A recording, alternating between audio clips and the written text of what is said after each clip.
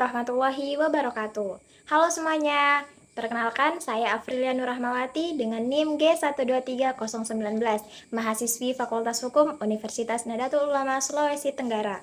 Pada video kali ini, saya akan membahas salah satu topik dalam dunia bisnis yang berkaitan dengan mata kuliah Hukum Perusahaan dan Kepailitan, yang mana mata kuliah ini diampu oleh Bapak Muhammad Hashim SH MKN.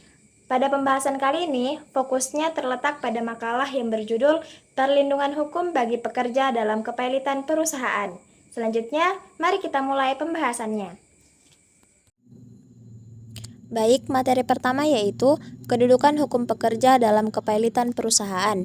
Dalam konteks kepailitan, pekerja merupakan salah satu pihak yang memiliki hubungan hukum dengan perusahaan melalui perjanjian kerja. Oleh karena itu, pekerja termasuk kreditor yang mempunyai hak untuk menagih pemenuhan kewajiban perusahaan berupa upah, pesangon, uang penghargaan masa kerja, uang penggantian hak, serta hak-hak normatif lainnya. Meskipun perusahaan mengalami kepailitan, hubungan hukum yang telah lahir dari perjanjian kerja tidak serta-merta menghapus hak-hak pekerja. Sebaliknya, hak-hak tersebut tetap diakui sebagai bagian dari kewajiban perusahaan yang harus diselesaikan dalam proses pemberesan harta pailit. Materi selanjutnya adalah hak-hak pekerja dalam kepailitan perusahaan.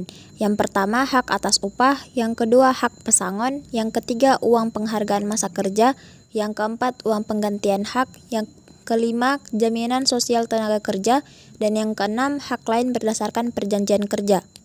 Materi ketiga yaitu bentuk perlindungan hukum bagi pekerja dalam kepailitan. Yang pertama, perlindungan preventif, yang kedua, perlindungan represif, yang ketiga, perlindungan berdasarkan Undang-Undang Kepailitan, yang keempat, perlindungan berdasarkan Undang-Undang Ketenagakerjaan, dan yang kelima, perlindungan berdasarkan putusan Mahkamah Konstitusi. Materi selanjutnya yakni hambatan pemenuhan hak pekerja dalam praktik kepailitan. Yang pertama, aset perusahaan tidak mencukupi. Yang kedua, sengketa mengenai besaran hak pekerja.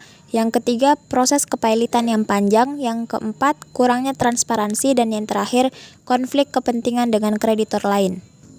Materi terakhir yakni upaya meningkatkan perlindungan hukum bagi pekerja dalam kepailitan. Yang pertama yaitu penguatan regulasi dengan menyempurnakan peraturan mengenai prioritas pembayaran hak pekerja agar tidak menimbulkan penafsiran yang berbeda.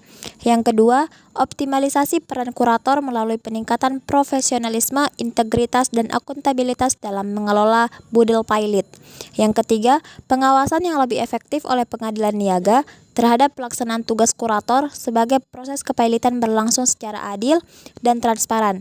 Yang keempat, penyelesaian perkara kepailitan secara cepat dan efisien untuk menghindari keterlambatan pembayaran hak-hak pekerja.